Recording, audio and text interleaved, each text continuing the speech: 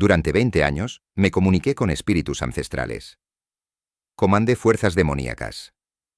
Creía que era uno de los hombres más poderosos de la sala, hasta la noche en que escuché un sonido que hizo que los demonios a los que servía gritaran de terror. No era un grito de rabia, sino de pánico absoluto. Vi entidades milenarias, seres que exigían sacrificios y gobernaban territorios, encogerse como animales asustados. Todo mi poder, todo mi conocimiento, se volvió inútil en un instante frente a algo que ni siquiera podía ver. Era solo un sonido, pero lo cambió absolutamente todo. Te preguntarás, ¿qué clase de sonido puede aterrorizar a un demonio? No es lo que imaginas. En esta historia, voy a contarte exactamente qué pasó en ese sótano. Te describiré lo que vi, lo que sentí y por qué el nombre de Jesús, liberado de la forma correcta, es el arma más devastadora que existe. Si sientes que este relato puede cambiar tu forma de ver la fe, te invito a que te suscribas y actives las notificaciones para no perderte nada. Y me gustaría saber, ¿alguna vez has sentido el poder real en la alabanza? Déjamelo en los comentarios. Esa noche fue el 23 de diciembre de 2012. Estábamos en el sótano de una casa en un barrio obrero de Madrid, culminando nuestro ritual más importante del año para tomar control espiritual sobre la ciudad. Yo era uno de los 13 brujos principales. Estábamos en la cima de nuestro poder, o eso creíamos. Las entidades se habían manifestado, el aire era denso, casi irrespirable. Pero para que entiendas cómo un simple canto a 3 calles de distancia pudo desmantelar todo nuestro trabajo, tengo que volver atrás. Tengo que llevarte a mi infancia, a la Rumanía comunista, donde empezó todo. Para que podáis entender lo que ocurrió en aquel sótano de Madrid, tengo que llevaros a mi infancia, a la Rumanía de la era comunista. Crecí en un mundo gris, asfixiante, donde Dios era oficialmente ilegal y el miedo era el aire que respirábamos. Mi única familia era mi abuela. Ella me cuidaba, me daba su afecto, pero su amor venía envuelto en otra cosa.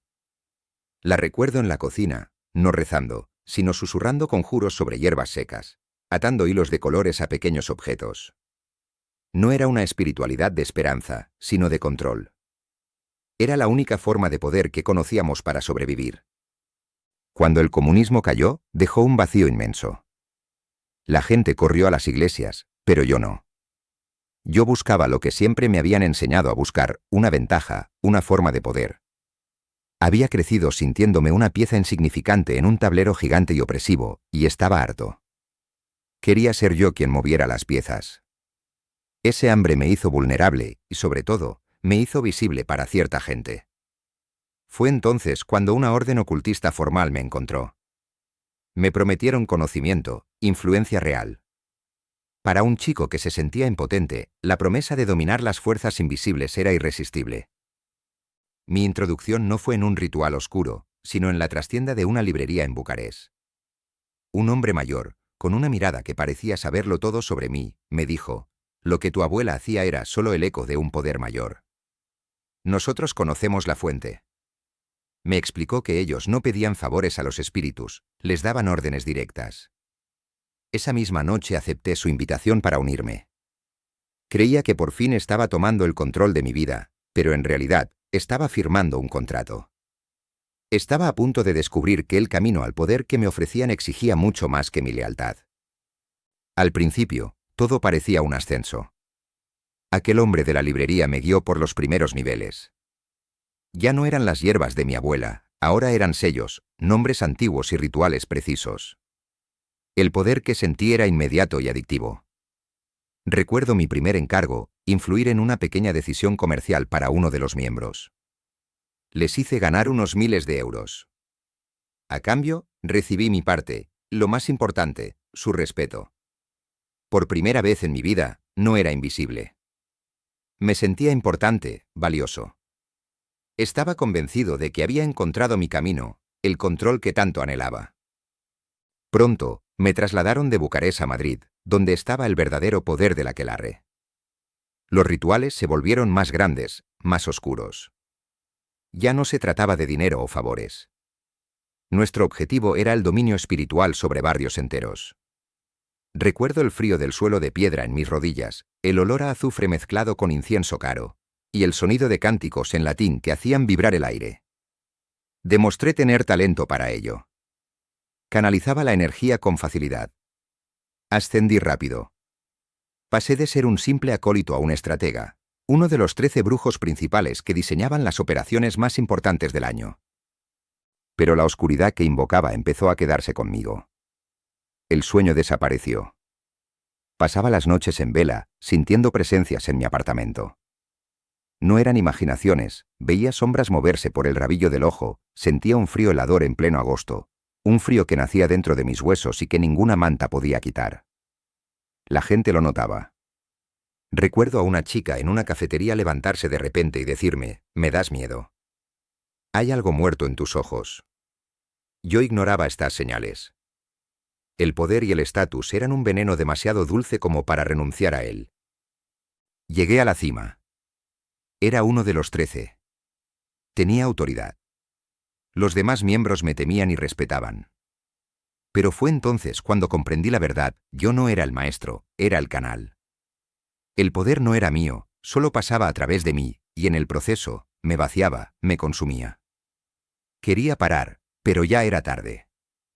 ¿Cómo te despides de seres a los que les has prometido tu lealtad? No eres un empleado que renuncia, eres una propiedad.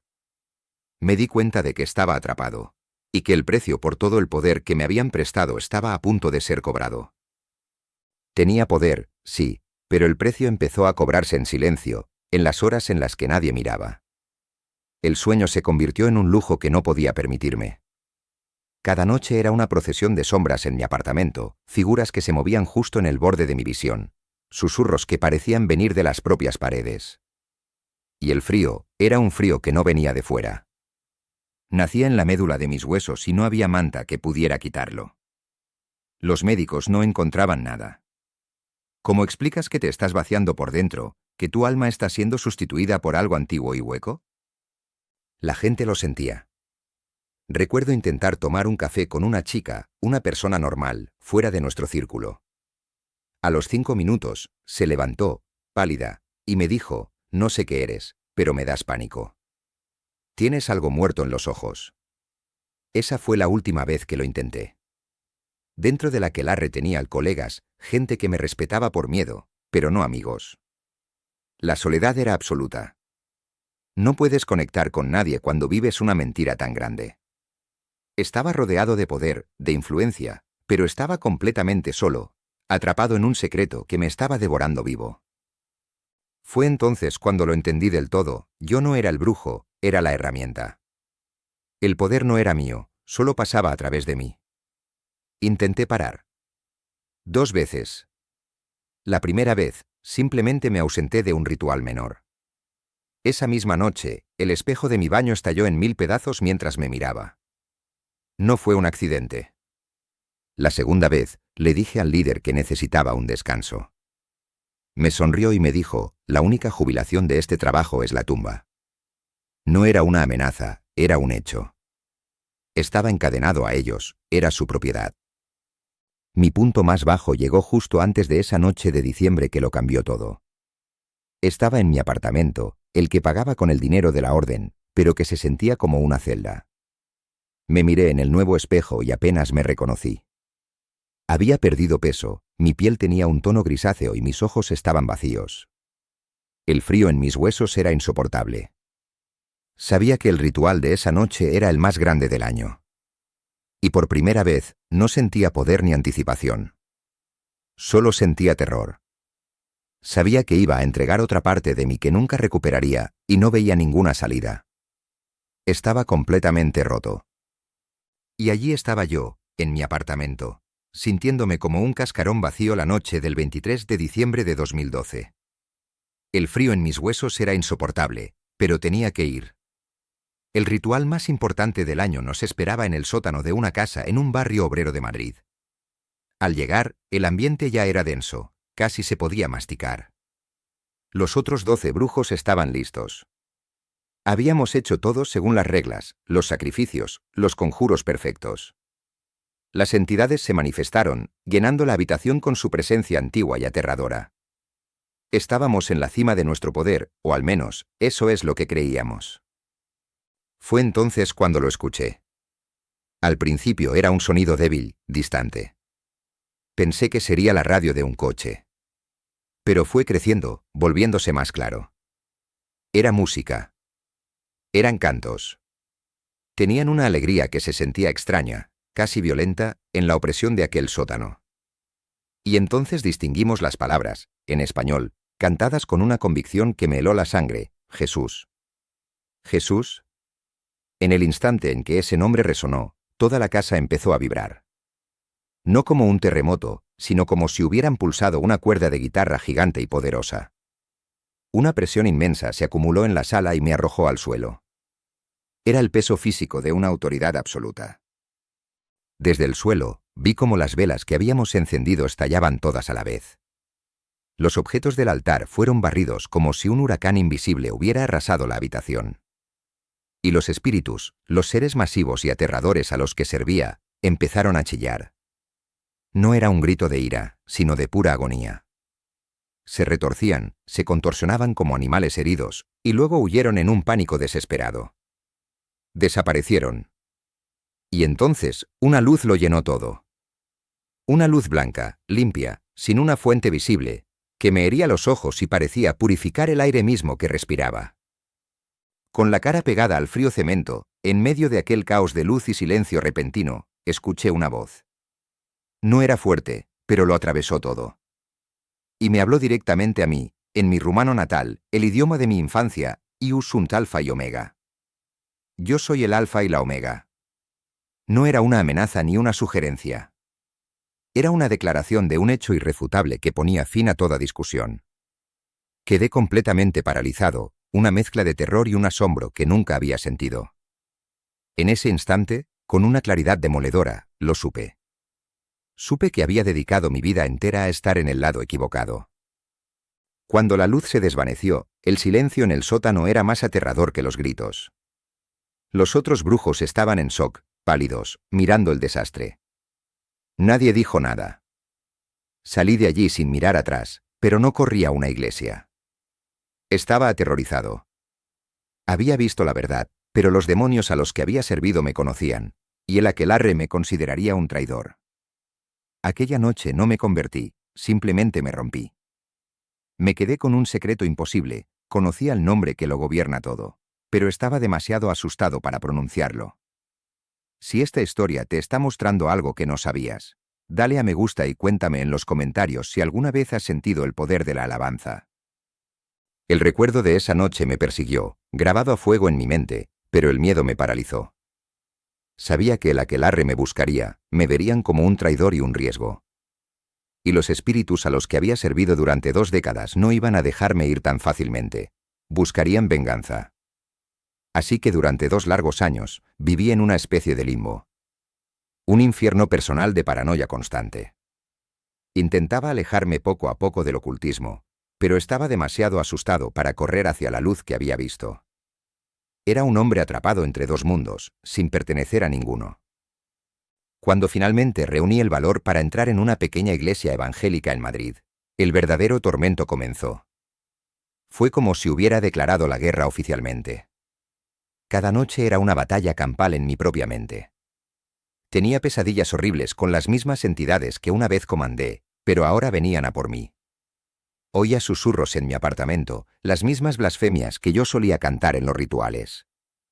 Era una guerra sin tregua por mi alma, y ellos estaban furiosos porque, por primera vez, estaban perdiendo el control sobre mí. La gente de la iglesia, y en especial un hombre llamado Pastor David, no se rindió conmigo. Pero fue increíblemente difícil. Yo no sabía cómo recibir amor o amabilidad sin sospechar. Cada gesto de ayuda lo veía como una manipulación, porque ese era el único lenguaje que había conocido. Tuve que aprender a ser vulnerable, a confesar las profundidades de mi pasado, los actos terribles que había cometido. Y sobre todo, tuve que aprender a aceptar una gracia, un perdón, que en el fondo de mi ser sabía que no merecía en absoluto. La batalla más dura no fue contra los demonios, sino contra mi propio orgullo. Soltar la identidad que había construido durante 20 años, la del brujo poderoso y respetado, fue lo que más me costó. Aceptar que no era nadie, que no tenía ningún poder propio, y cambiar esa identidad por la de un hijo de Dios, fue mi verdadera lucha. Fue un proceso de morir a todo lo que había sido para poder nacer a lo que él quería que fuera. Esa fue la verdadera guerra, la que se libró dentro de mí, en silencio, día tras día. Antes, mi vida era un miedo constante. Miedo a otros brujos, miedo a los espíritus que invocaba, miedo a que mi doble vida fuera descubierta. Caminaba siempre mirando por encima del hombro. Hoy, tengo una paz que desafía toda lógica. Duermo profundamente por primera vez en mi vida adulta, sin sombras en mi habitación, sin susurros en la oscuridad. Porque sé que aquel que me guarda es infinitamente más grande que cualquier cosa que pueda venir en mi contra. Esa paz es mi mayor tesoro, algo que ningún poder oculto podría darme jamás. Mi antigua vida se basaba en una adicción, la búsqueda de poder para controlar lugares, personas y resultados. Era una sed insaciable que me consumía por dentro. Mi nueva vida en Cristo me ha dado poder sobre lo único que nunca pude dominar antes, a mí mismo. El poder del dominio propio, de la paciencia, del amor genuino, del perdón hacia quienes me han hecho daño. Ese es el verdadero poder, no el que manipula el exterior, sino el que transforma el interior. Y es un poder que no te vacía, sino que te llena por completo. Nunca olvidaré esa frialdad antinatural que vivió en mis huesos durante 20 años. Un frío que ningún médico podía explicar y ninguna manta podía quitar. El día que el pastor David oró por mí durante 5 horas seguidas, sentí un calor que empezaba en mi pecho y se extendía por todo mi cuerpo. Era como si agua tibia estuviera limpiándome por dentro. Fue la primera vez en 2 décadas que me sentí verdaderamente limpio, verdaderamente en paz. Ese calor, esa presencia, nunca se ha ido desde entonces. Es la prueba diaria de que ya no estoy vacío. Puede que estés en tu iglesia, en tu grupo de oración, o cantando a solas en tu coche, y pienses que lo que haces es pequeño, insignificante. Estoy aquí hoy, como un antiguo enemigo que estaba en el frente de batalla, para decirte que tu alabanza es un arma de destrucción masiva en el reino espiritual. El nombre de Jesús en tus labios, cantado con fe, destroza los planes del enemigo. Destruye fortalezas y aniquila rituales de los que ni siquiera tienes conocimiento. Tu adoración tiene un poder que apenas puedes imaginar. Nunca, jamás, subestimes el poder de reunirte con otros creyentes para adorar. Cuando cantas, quiero que sepas que no solo estás haciendo música. Estás liberando el poder del Alfa y la Omega. Estás declarando su victoria y librando batallas en lugares que no puedes ver. Así que canta con fe. Canta con autoridad. Créeme, tu alabanza está cambiando cosas ahora mismo. Si este mensaje te ha impactado, compártelo con alguien que necesite saber el poder que tiene en sus manos y suscríbete para más historias de transformación. Y si estás en el mundo del que yo vengo, si estás atrapado en el ocultismo, la brujería, la santería o el satanismo, conozco tu miedo. Conozco el vacío y la soledad. Pero también conozco la mentira que te han contado para mantenerte encadenado. No eres de su propiedad. Hay un nombre que está por encima de todo nombre que hayas invocado jamás. Ese nombre rompió mis cadenas de una forma violenta y definitiva, y te aseguro que tiene el poder para romper las tuyas, ahora mismo, en este preciso instante. Cuando empecé a entender mi nueva fe con la ayuda del pastor David, él me preguntó qué veíamos nosotros desde el otro lado. Tenéis que entenderlo. Una persona que reza por pura rutina religiosa es como una luz parpadeante, una simple molestia que se puede ignorar. Pero un pequeño grupo de creyentes, unificados en adoración, cantando el nombre de Jesús con fe genuina, eso es otra cosa. Para el reino demoníaco, eso es un faro de poder puro, una columna de fuego. No es una petición de ayuda, es una declaración de guerra que ellos saben, desde el principio, que no pueden ganar. Teníamos hechizos y protecciones para blindar nuestros rituales de cualquier influencia externa. Fueron inútiles esa noche. Veréis, el nombre de Jesús no necesita una puerta para entrar, es la puerta. No pide permiso, es la autoridad que revoca cualquier otro permiso que se haya concedido. El sonido de esas aproximadamente 40 personas adorando a 3 calles de distancia no fue solo música. Golpeó nuestro ritual con la fuerza de una bomba nuclear espiritual, desmantelando en segundos lo que nos había llevado un año entero construir. No puedes defenderte del creador del propio suelo que pisas. Pero lo que más nos aterrorizaba era esto. Aquellos cristianos en esa iglesia no tenían ni idea de lo que estaba pasando calle abajo. Simplemente estaban amando a su Dios. No estaban luchando conscientemente, estaban adorando. Y su simple y enfocada alabanza estaba aniquilando nuestro ritual más importante del año. Y ni siquiera lo sabían. Nuestro poder era prestado de seres creados. El poder en ese nombre es increado, es el código fuente de la realidad. Entender esto destrozó mi visión del mundo. Comprendí que había servido a una imitación patética del poder real.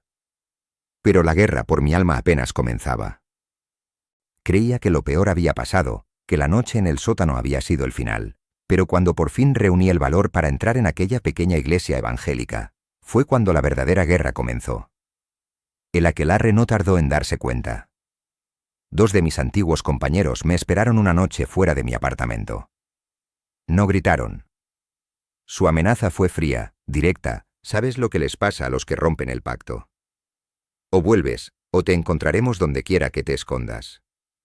Esa misma noche, las pesadillas volvieron con una fuerza brutal, atormentándome con las mismas blasfemias que yo solía cantar. Hubo momentos en los que estuve a punto de rendirme.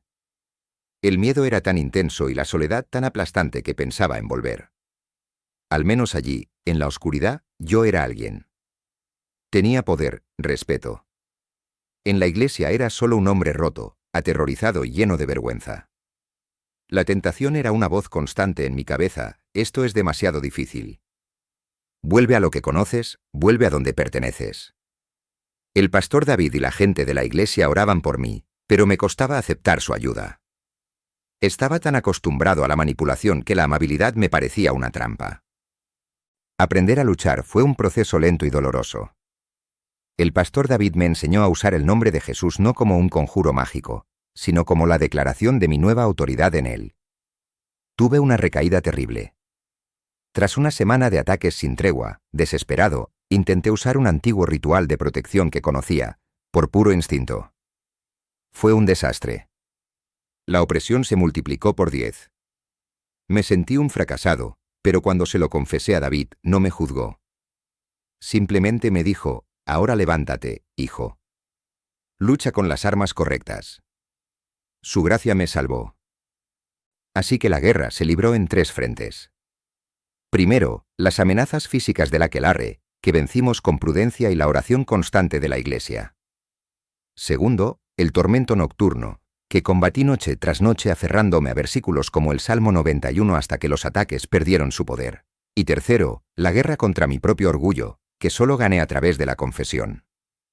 Mi recaída me enseñó que mis viejas armas eran inútiles. Pasaron casi 2 años de esta lucha diaria hasta que finalmente empecé a sentir que el suelo bajo mis pies era firme. Han pasado años desde aquellas batallas, y el suelo bajo mis pies por fin es firme. Antes, el miedo era mi sombra constante.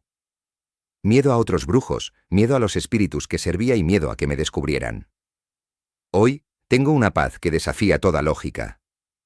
Duermo profundamente, algo que no había hecho en 2 décadas, sin sombras en mi habitación ni susurros en la oscuridad. La gente que me conoce de la iglesia me pregunta cómo puedo estar tan tranquilo, y la respuesta es simple: sé que aquel que me guarda es infinitamente más grande que cualquier cosa que venga contra mí. Toda mi antigua vida giraba en torno a una adicción: buscar poder para controlar lugares y personas. Era un pozo sin fondo que me vaciaba. Mi nueva vida en Cristo me ha dado poder sobre lo único que nunca pude dominar antes: yo mismo. El poder del dominio propio, de la paciencia, de perdonar a quienes me hicieron daño. El pastor David suele decir que la transformación más grande que ve en mí no son las historias que cuento, sino la paciencia que ahora tengo con los demás. Ese es el verdadero poder, el que no te consume, sino que te reconstruye. Ese frío antinatural en mis huesos, esa sensación de estar hueco, desapareció por completo. El calor que sentí aquel día que el pastor David oró por mí durante horas sigue aquí, una presencia constante que me recuerda que ya no estoy solo. La soledad se fue. Antes tenía colegas que me temían, ahora tengo hermanos en la fe que me aman. Aún no he recuperado la relación con mi familia lejana en Rumanía. Las mentiras crearon un abismo demasiado grande. Esa es una cicatriz que llevo, pero aquí en Madrid, Dios me ha dado una nueva familia, una de verdad. Pero no voy a mentiros, no todo es perfecto. A veces, el viejo orgullo intenta levantar la cabeza. A veces, un recuerdo de las cosas que hice me golpea con fuerza. Son cicatrices que permanecen. La diferencia es que ahora sé cómo luchar y no lucho solo. Mi vida hoy no es la de un brujo poderoso, sino la de un hombre perdonado que sirve en su iglesia, ayudando a otros a salir de la oscuridad. Todo lo que viví, cada segundo en el lado equivocado, me ha dado una perspectiva que ahora entiendo que estoy obligado a compartir. Por eso, después de todo lo que habéis escuchado, quiero deciros algo directamente.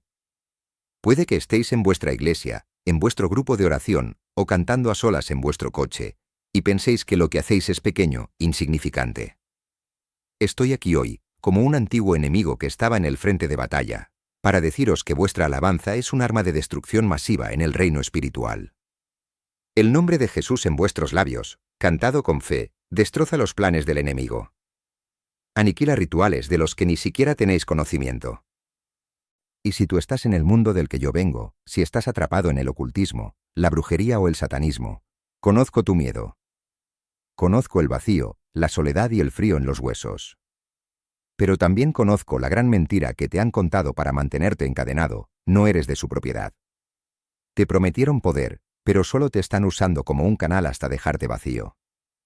Hay un nombre que está por encima de todo nombre que hayas invocado jamás, y ese nombre tiene la autoridad para reclamarte de vuelta, porque tú le perteneces a él. Ese mismo nombre que rompió mis cadenas de una forma tan violenta y definitiva, tiene el poder para romper las tuyas, ahora mismo, en este preciso instante. No importa lo profundo que creas estar, no importa qué pactos hayas hecho. La autoridad de Jesús lo anula absolutamente todo. No tienes que hacer un ritual, solo tienes que rendirte. Solo tienes que clamar su nombre, no como un conjuro más, sino como el reconocimiento del único Rey verdadero. Él te está esperando para darte la paz que yo mismo he encontrado.